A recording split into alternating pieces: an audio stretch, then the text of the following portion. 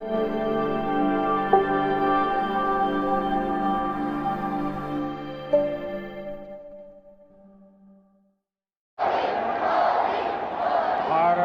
માતા की આપણો તિરંગો ઝૂકવો ના જોઈએ. હા, ભારત માતા की, ભારત માતા की. ગુજરાતના મુખ્યમંત્રી શ્રીમાન ભૂપેન્દ્રભાઈ પટેલ, કેન્દ્રમાં મંત્રીમંડળના મારા સાથી મનોહરલાલજી, મંત્રીમંડળના अन्य सभी सौ सदस्यों, सांसद, विधायकगण, अन्य सौ वरिष्ठ महानुभाव અને કચ્છના મારા વાલા ભાઈઓ અને બહેનો,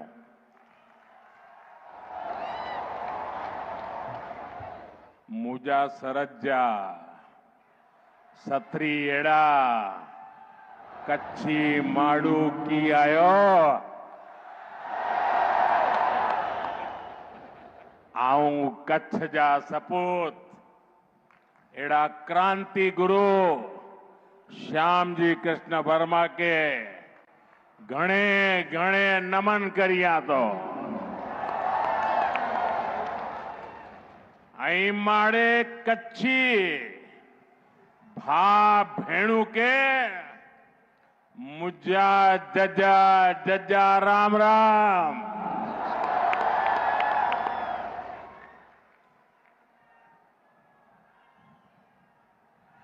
साथियों, कच्छ की इस पावन धरा पर आशापुरा माता के आशीर्वाद हमारी सारी आशाएं पूरी करती है. आशापुरा माता ने हमेशा इस धरती पर अपनी कृपा रखी है. मैं आज कच्छ की धरती से मां आशापुरा को श्रद्धापूर्वक नमन करता हूं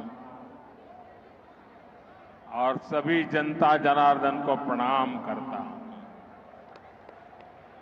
साथियों,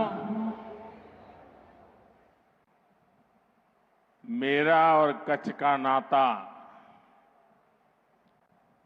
बहुत पुराना है. आप लोगों का प्यार भी इतना है कि मैं अपने आप को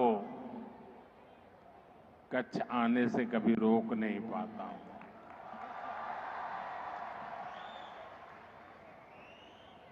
और जब मैं राजनीति में भी नहीं था, सत्ता से मेरा कोई लेना देना नहीं था, उस समय भी कच्छ की धरती पर लगातार आना ये मेरी सहज कार्य रचना हुआ करती थी. यहां के चप्पे चप्पे पर जाने का मौका मिला है. कच्छ के लोगों का आत्मविश्वास अभावों के बीच भी आत्मविश्वास से भरे हुए लोग ये हमेशा हमेशा मेरे जीवन को दिशा देते रहे हैं.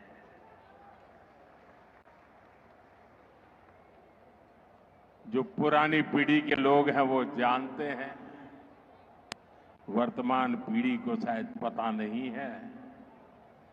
आज तो यहां का जीवन बहुत आसान हो गया, लेकिन तब हालात कुछ और हुआ करते थे. और जब मुख्यमंत्री के रूप में मुझे याद है, जब पहली बार नर्मदा का पानी कच्छ की धरती पर आया, शायद वो दिन कच्छ के लिए दिवाली बन गया था. और ऐसी दिवाली पहले कभी भी कच्छ ने देखी नहीं होगी जो उस दिन हमने देखी थी। पानी के लिए सदियों से तरसता कच्छ, मां नर्मदा ने हम पर कृपा की और मेरा सौभाग्य है कि सूखी धरती पर पानी पहुंचाने के कार्य में निमित्त बनने का मुझे अवसर दिया आप सबने।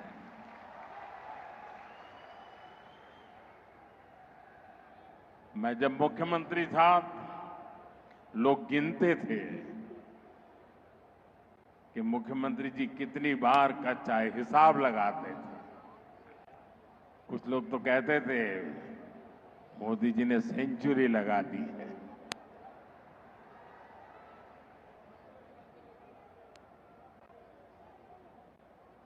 अनेक गांवों में जाना, मेरे कार्यकर्ताओं के घरों में जाना, लोगों को मिलना, मेरे कार्यालय में जाकर के बैठना, ये मेरे स्वाभाविक गतिविधि का हिस्सा था। साथियों, मैंने देखा है कि कच्छ में पानी नहीं था, लेकिन कच्छ के किसान पानीदार थे। उनका जज्बा हमेशा देखने लायक रहा। सालों तक जो भी मैंने कच्छ में अनुभव किया और मैं उसमें विकास की बहुत संभावनाएं देखता था।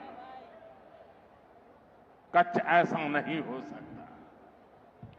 जिस भूमि पर हजारों साल पहले धौलावीरा हुआ हो, उस भूमि में जरूर कोई ताकत होनी चाहिए।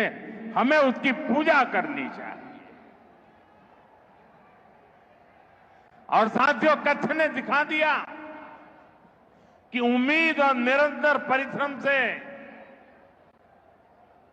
स्थितियों को पलटा जाता है, आपत्ति को अवसर में बदला जा सकता है और इच्छित सिद्धियों को प्राप्त किया जा सकता है। जब यहां भूकंप आया था तो दुनिया को लगता था कि बस खत्म, अब कुछ नहीं हो सकता। और कच्छ मौत की चादर ओढ़ करके सोया था उस भूकंप में।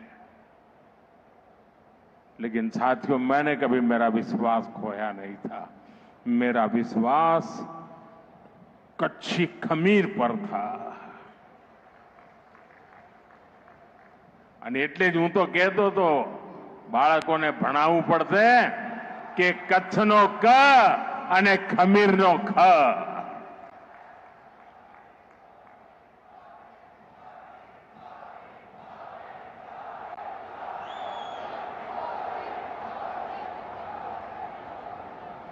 लेकिन मुझे विश्वास था कि कच्छ इस संकट को परास्त करेगा, भूकंप को भी कंपा करके मेरा कच्छी मारू खड़ा हो जाएगा। और आपने बिल्कुल वैसा ही किया। आज कच्छ व्यापार कारोबार का, टूरिज्म का एक बड़ा सेंटर है। आने वाले समय में कच्छ की ये भूमिका और बड़ी होने वाली है।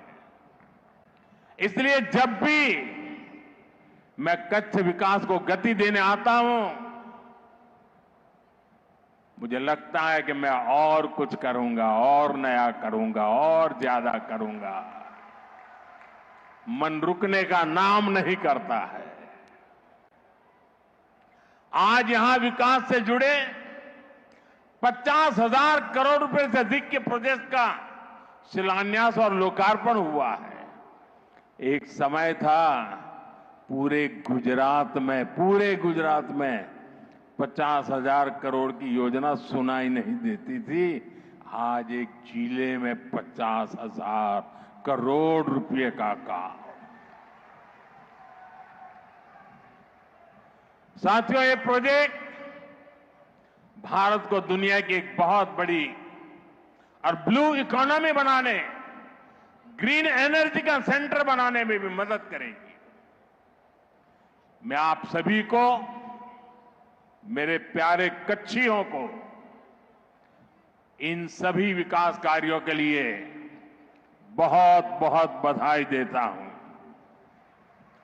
एक बार तिरंगा फहरा करके जरा अपना आनंद भी जताइए, उत्साह भी जताइए।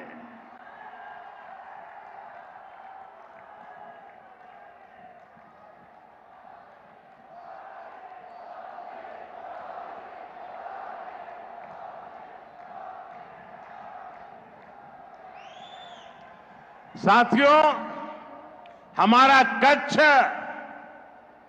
हरित ऊर्जा का दुनिया का सबसे बड़ा केंद्र बन रहा है। आप सुन रहे हो? क्या कहा मैंने? दुनिया का सबसे बड़ा। हो जाए एक बार।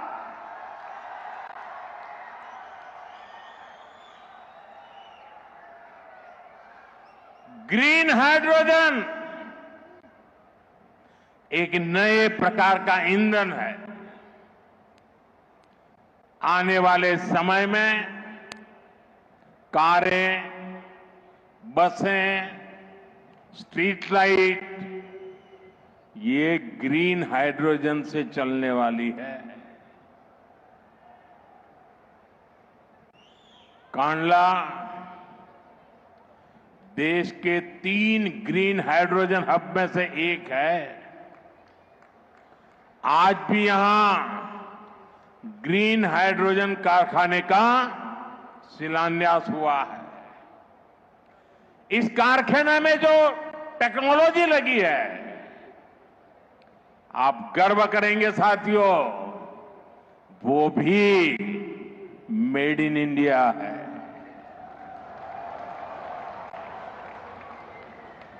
हमारा कच्छ भारत की सौर क्रांति के भी केंद्र में है। दुनिया के सबसे बड़े सोलर पावर प्रोजेक्ट में से एक यहां मेरे कच्छ में बन रहा है।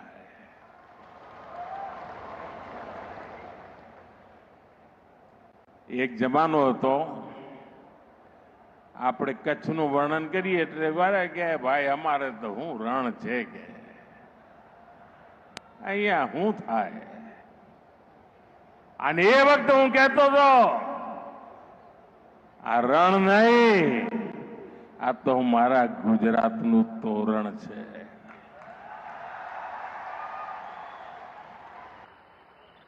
અને એ જ રણ જે ધૂળની ડમરીઓ અને ખારા પાટ આપણને ઘેરતા હતા, એ જ રણ હવે આપણને નહીં, આખા હિન્દુસ્તાનને ઉર્જાવાન બનાવવાના છે। खावड़ा कॉम्प्लेक्स के कारण कच्छ पूरी दुनिया के एनर्जी मैप में अपनी जगह बना चुका है। साथियों, हमारी सरकार का प्रयास है कि आपको पर्याप्त बिजली भी मिले और बिजली का बिल भी 0 हो। और इसलिए हमने पीएम सूर्यघर मुफ्त बिजली योजना शुरू की है। गुजरात में लाखों परिवार इस योजना से जुड़ चुके हैं। भाइयों और बहनों, दुनिया के जिन भी देशों ने समृद्धि पाई है, वहां समंदर समृद्धि का एक बहुत बड़ा कारण रहा है। यहां भी धोलावीरा का उदाहरण हमारे सामने है। लोथल जैसे प्राचीन पोर्ट सिटी यहां हुआ करते थे। ये भारत की प्राचीन सभ्यता की समृद्धि के केंद्र रहे हैं। हमारा पोर्ट लेड डेवलपमेंट का विजन इसी महान विरासत से प्रेरित है। भारत पोर्ट्स के इर्द गिर्द बसे शहरों को विकसित कर रहा है। सी फूड से लेकर टूरिज्म और ट्रेड तक कोस्टल रीजन में देश एक नए इकोसिस्टम का निर्माण कर रहा है। देश पोर्ट्स के विस्तार और आधुनिकीकरण उस पर बहुत बड़ा निवेश कर रहा है और इसके परिणाम भी शानदार है। देश के कुछ बड़े पोर्ट्स ने पहली बार एक साल में record 15 crore ton cargo handle किया है। इसमें हमारा कंडला का दीनदयाल पोर्ट भी शामिल है। देश के कुल समुद्री व्यापार कारोबार का लगभग 1/3 हिस्सा अकेले हमारे कच्छ के ही बंदरगाह से हैंडल होता है। इसलिए कांडला और मुंद्रा पोर्ट की कैपेसिटी को, उसकी कनेक्टिविटी को लगातार बढ़ाया जा रहा है। आज भी यहां शिपिंग से जुड़ी कई सुविधाओं का लोकार्पण किया गया है। यहां नई जेटी बनाई गई है। यहां ज्यादा से ज्यादा सामान स्टोर हो सके, इसके लिए कार्गो स्टोरेज सुविधा बनाई गई है। इस वर्ष बजट में हमने मैरीटाइम सेक्टर के लिए एक स्पेशल फंड की घोषणा की है। बजट में शिप बिल्डिंग पर भी जोर दिया गया है। हम अपनी जरूरत के लिए भी और दुनिया की जरूरत के लिए भी भारत में ही बड़े जहाज बनाएंगे। एक जमाना था, આપણું માંડવી તો એના જ માટે મશહૂર હતું। મોટા મોટા જહાજ આપણા લોકો બનાવતા હતા। આજે પણ એ શક્તિ માંડવીમાં જોવા મળે છે। હવે આપણે આધુનિક જહાજ લઈને દુનિયામાં જવા માંગીએ છીએ, એનું નિર્માણ કરીને એને એક્સપોર્ટ કરવા માંગીએ છીએ। અને એનાથી આપણા હજારો નવજવાનોને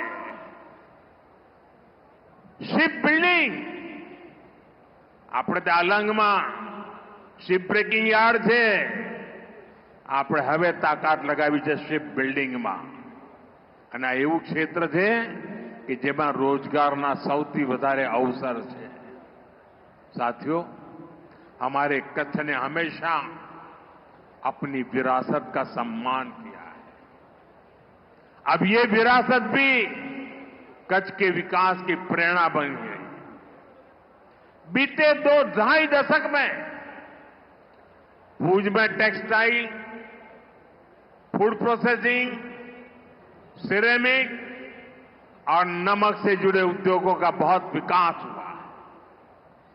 कच्ची कढ़ाई, ब्लॉक प्रिंटिंग, बांधनी, कपड़े और चमड़े का काम, इनकी धूम हर तरफ दिखाई देती है। અને આપણું ભુજોડી કોઈ પણ કદાચ હસ્તકલાનો કાર્યક્રમ એવો ના હોય કે એમાં અમારું ભુજોડી ના હોય। અજરક પ્રિન્ટિંગની પરંપરા કચ્છમાં અનોઠી છે અને હવે તો અમારા કચ્છની આ બધી કલાને જીઆઈ ટેગ મળી ગયું છે। એની ઓળખ ઊભી થઈ છે, દુનિયામાં એની ઓળખ ઊભી થઈ ગઈ છે। यानी अब इस पर मोहर लग गई है कि मूल रूप से ये कला कच्छ की है। ये विशेष रूप से हमारे जनजातीय परिवारों के लिए, कारीगरों के लिए बहुत बड़ी पहचान है। इस वर्ष के बजट में केंद्र सरकार ने चमड़ा और कपड़ा उद्योग के लिए अनेक घोषणाएं की हैं। साथियों, मैं कच्छ के किसान बहनों और भाइयों को, परिश्रम को भी नमन करता हूं। आपने मुश्किल चुनौतियों के बीच भी हार नहीं मानी। एक समय था जब गुजरात में पानी सैकड़ों फीट नीचे चला गया था। नर्मदा जी की कृपा और सरकार के प्रयासों से आज स्थिति बदल गई है। केवड़िया से कच्छ के मोड़कुबा तक जो नहर बनी है, उससे कच्छ की किस्मत बदल गई है। आज कच्छ के आम, खजूर, अनार, जीरा और ड्रैगन फ्रूट तो कमाल कर रहा है। ऐसी अनेक फसलें दुनिया भर के बाजारों तक पहुंच रही है। एक समय था कच्छ पलायन के लिए मजबूर था। हमारे यहां पॉपुलेशन का माइनस ग्रोथ हुआ करता था। आज कच्छ के लोगों को ही कच्छ में रोजगार मिलता है। इतना नहीं, कच्छ के बाहर लोगों की आशा भी कच्छ में बन गई है। साथियों, देश के नौजवानों को ज्यादा से ज्यादा रोजगार मिले, ये भाजपा सरकार की प्राथमिकता है। टूरिज्म एक ऐसा सेक्टर है जिसमें बहुत बड़ी संख्या में रोजगार है। कच्छ में इतिहास भी है, संस्कृति भी है और प्रकृति भी है। मुझे खुशी है कि कच्छ का रणोत्सव दिनों दिन नई बुलंदी की तरफ बढ़ रहा है। ये जो स्मृति वन हमारे भुज में बना है, इसको यूनेस्को ने दुनिया का सबसे खूबसूरत संग्रहालय माना है। आने वाले समय में यहां के पर्यटन में और विस्तार होगा। धोरडो गांव दुनिया के बेस्ट टूरिज्म विलेज में से एक है क्या धोरडो वाले? आज यहां जरा तिरंगा फहराइए। मांडवी का सी बीच भी पर्यटकों के लिए आकर्षण का केंद्र बन रहा है। और मैं तो भूपेंद्र भाई को रिक्वेस्ट करता हूं कि सारे नेता यहां बैठे हैं, जब हमारा रणोत्सव चलता हो, क्या उसी समय हम कच्छ के बीच पर बीच कंपटीशन खेलों की, क्योंकि आजकल बीच गेम्स बहुत पॉपुलर हो रहे हैं। अभी कुछ समय पहले डीयू में नेशनल कंपटीशन हुआ। हजारों बच्चे खेलने के लिए आते हैं। बीच की बालू में खेलना होता है। मैं चाहूंगा कि अब रेगुलरली जब रणोत्सव चलता हो, उसी समय हमारे मांडवी के बीच पर देश भर के लोग आए, खेले और बीच उत्सव, यानी एक प्रकार से कच्छ टूरिज्म के अंदर नई नई ऊंचाइयों को प्राप्त करता चले। आपको जो भी मदद चाहिए, मैं तो मौजूद ही हूं हमेशा।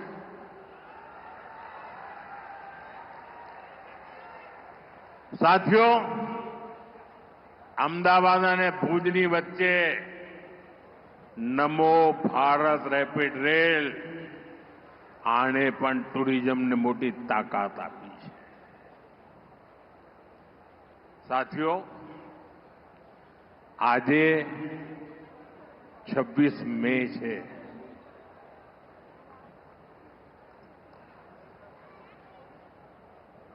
કેમ આમ ઠંડા પડી ગયા?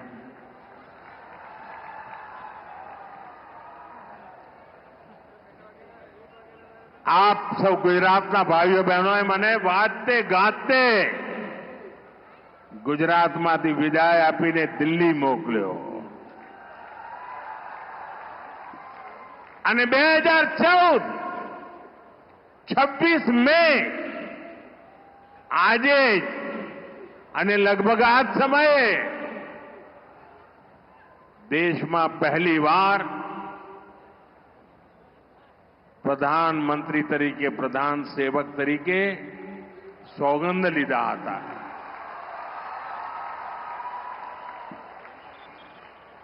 आपना आशीर्वाद थी 26 મે 2014 ગુજરાત સેવામાંથી આગળ વધીને રાષ્ટ્ર સેવામાં 11 વર્ષની યાત્રા અને વિધિના જોગાનુજોગ જુઓ. 26 મે પ્રધાનમંત્રી પદને 11 વર્ષ થાય અને જે દિવસે મેં સોગંદ વિધિ લીધી હતી ત્યારે દેશ દુનિયામાં ઇકોનોમીમાં 11 નંબર પર હતો અને આજે 11 વર્ષે 4 નંબર પર પહોંચી ગયો.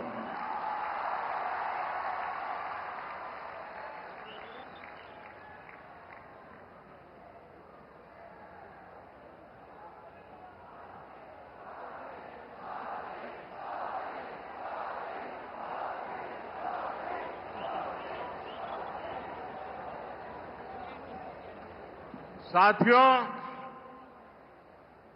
भारत टूरिज्म पर विश्वास करता है. टूरिज्म लोगों को जोड़ता है. लेकिन पाकिस्तान जैसा देश भी है जो टेररिज्म को ही टूरिज्म मानता है और ये दुनिया के लिए बहुत बड़ा खतरा है. हमारे गुजरात में कच्छ के लोगों को पता होगा कि पहले गांधीनगर से कोई भी मंत्री मुख्यमंत्री कच्छ आते थे 25-30 साल पहले, तो उनके भाषण में पाकिस्तान से शुरू होता था, पाकिस्तान पूरा होता था और कच्छ वालों को बार बार याद कराते थे पाकिस्तान पाकिस्तान पाकिस्तान. आपने देखा होगा 2001 में मैंने तय कर लिया कि मैं समय उसमें बर्बाद नहीं करूंगा.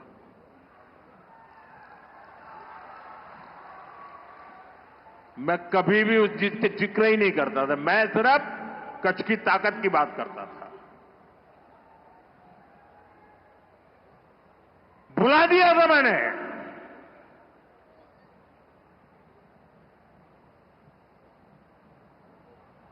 और कच्छ के लोगों ने पूरे सामर्थ्य के साथ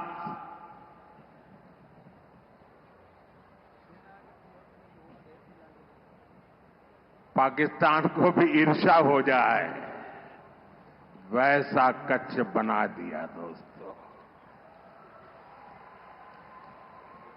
साथियों, हमारी नीति आतंकवाद के खिलाफ जीरो टॉलरेंस की है. ऑपरेशन सिंदूर ने इस नीति को और स्पष्ट कर दिया है. जो भी भारतीयों का खून बहाने की कोशिश करेगा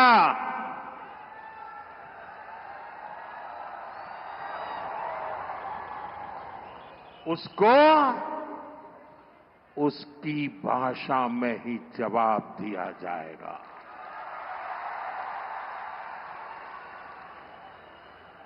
भारत पर आंख उठाने वाले किसी भी कीमत पर बख्शे नहीं जाएंगे.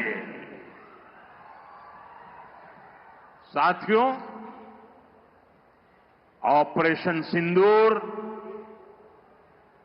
मानवता की रक्षा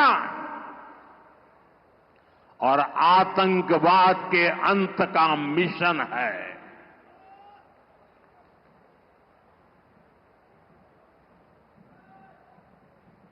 22 मई के बाद मैंने कभी छुपाया नहीं, सीना तानकर बिहार की जनसभा में मैंने घोषणा की थी,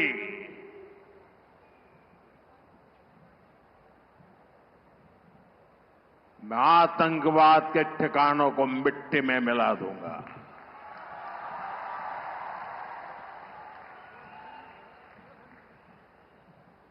पंद्रह दिन तक हमने इंतजार किया. पाकिस्तान आतंकवाद के खिलाफ कोई कदम उठाएगा, लेकिन शायद आतंकवाद ही उनकी रोजी रोटी है। जब उन्होंने कुछ नहीं किया तो फिर मैंने देश की सेना को खुली छूट दे दी।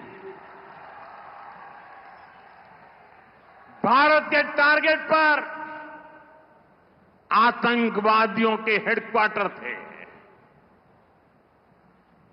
सैकड़ों किलोमीटर अंदर जाकर के अगल बगल में किसी का भी नुकसान हुए बिना सीधी चोट करके आ गए। सटीक वार किया। ये दिखाता है कि हमारी सेना कितनी सक्षम और कितनी अनुशासित है। हमने दुनिया को दिखाया कि हम आतंकवाद के अड्डों को, उनके ठिकानों को यहां बैठे बैठे मिट्टी में मिला सकते हैं। साथियों, भारत की कार्रवाई से पाकिस्तान कैसे बौखला गया, ये भी हमने देखा है।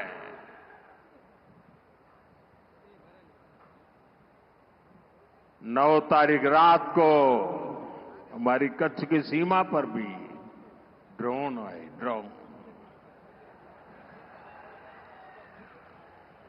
उनको लगता था कि मोदी गुजरात का है तो जरा गुजरात में कमाल कर हुए मालूम नहीं है। जरा 71 को याद कीजिए, ये जो वीरांगना यहां आई थी ना, उन्होंने तुमके धूल चटा दी थी।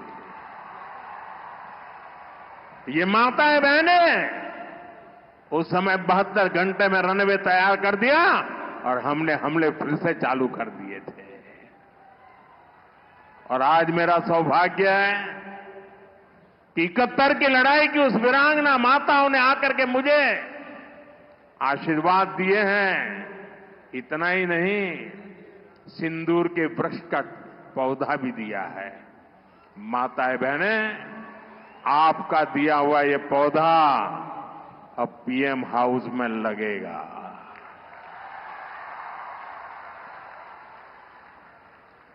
ये सिंदूर का पौधा है, ये वट वृक्ष बन करके रहेगा। साथियों, पाकिस्तान ने, हमने तो आतंकवादियों के ठिकानों पर हमला किया था। उन्होंने हमारे निर्दोष नागरिकों पर हमला करने की कोशिश की। और जब उनके ड्रोन दिखने लगे तो पलक झपकते ही एक के बाद एक, आपने देखा कैसे गिरते थे।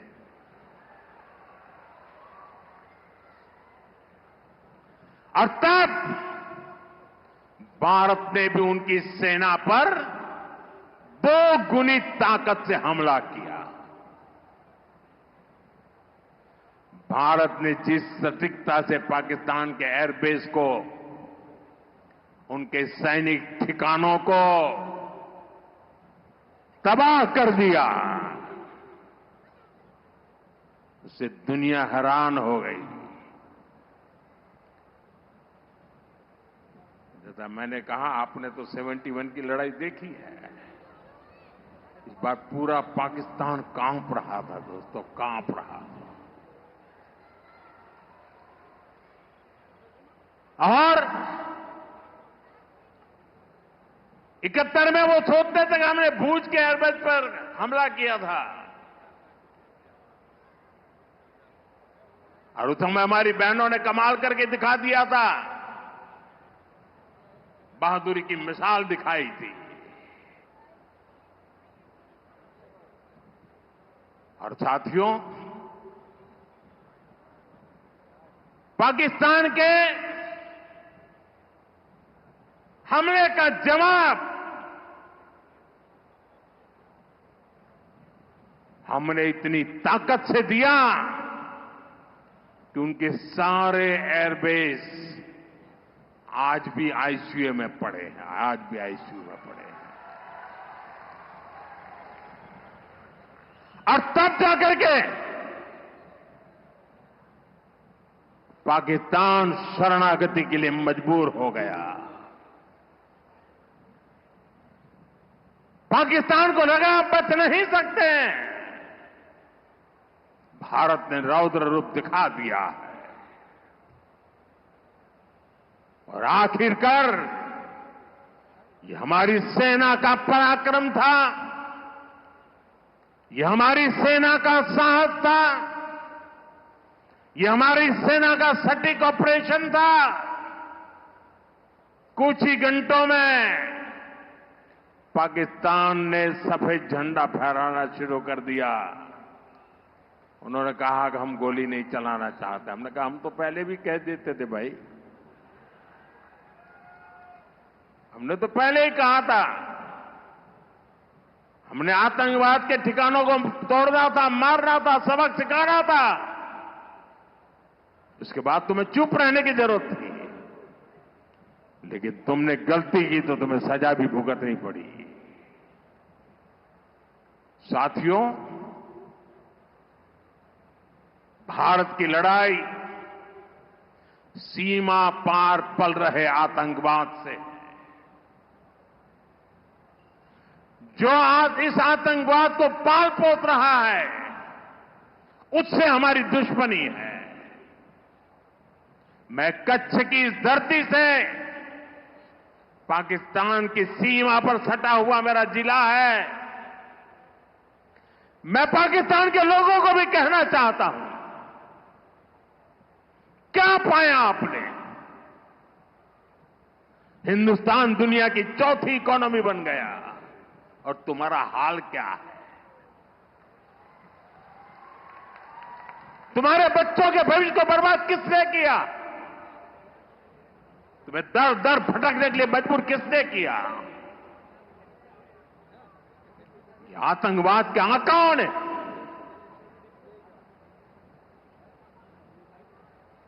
वहां की सेना का अपना एजेंडा। पाकिस्तान के नागरिकों, खास करके वहां के बच्चे, ये मोदी की बात कान खोल करके सुन लो।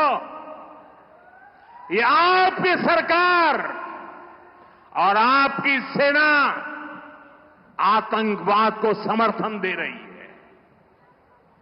आतंकवाद पाकिस्तान की सेना और सरकार के लिए पैसा कमाने का जरिया बन गया है।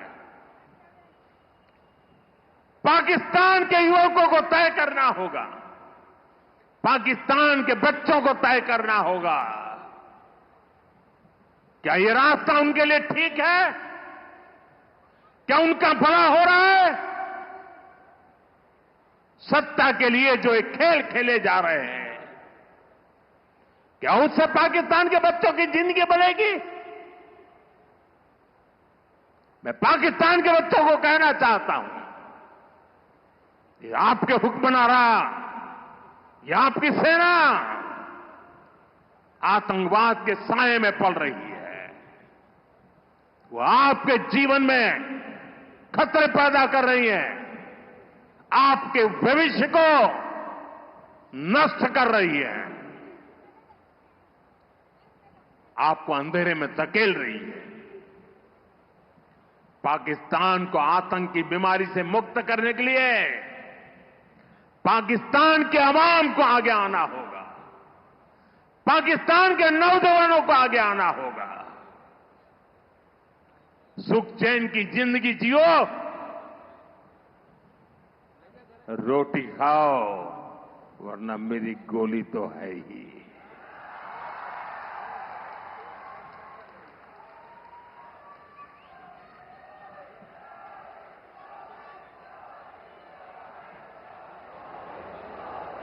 साथियों, भारत की दिशा एकदम स्पष्ट है। भारत ने विकास का पथ चुना है, शांति और समृद्धि का रास्ता चुना है। मुझे भरोसा है कि जैसे कच्छ की जो स्पिरिट है वो भारत को विकसित बनाने के लिए भी प्रेरणा बनेगी। મારા કચ્છી ભાઈ બહેનો, હવે થોડા દાડા પછી આપણું અષાઢી બીજ આવશે, આપણું કચ્છી નવું વર્ષ। અહીં આવ્યો છું, પહેલા તો અહીં અષાઢી બીજે આવવાનો મોકો લેતો હતો, પણ હવે આવવાનો નથી, તો આજે આપણા અષાઢી બીજના નવ વર્ષની શુભેચ્છાઓ મારા કચ્છી ભાઈઓ બહેનો દેતો જાઓ। કચ્છના મારા વાલા ભાઈ બહેનો, આપનો પ્રેમ, આપના આશીર્વાદ અને આજે જે રોડ શો કર્યો આપે આટલી ગરમીમાં, એરપોર્ટ અહીં સુધી માનવ મહેરામણ ઉમટ્યું હતું। કચ્છને મારા 100 સલામ દોસ્તો, 100 સલામ। એક વાર ફરી આપ સૌને અનેકવિધ વિકાસ કાર્યોની ખૂબ ખૂબ શુભકામનાઓ આપું છું। મારી સાથે જોર પૂરી તાકાતથી બોલીએ અને તિરંગા ઝંડાને બરાબર ઊંચા કરીને કરીએ। ભારત માતા की, भारत माता की, वंदे वंदे। करने के लिए बहुत बहुत धन्यवाद। आइए एक बार तालियों के साथ माननीय प्रधानमंत्री जी का आभार व्यक्त करते हैं। धन्यवाद माननीय प्रधानमंत्री जी, माननीय मुख्यमंत्री जी, माननीय केंद्रीय मंत्री जी और सभी।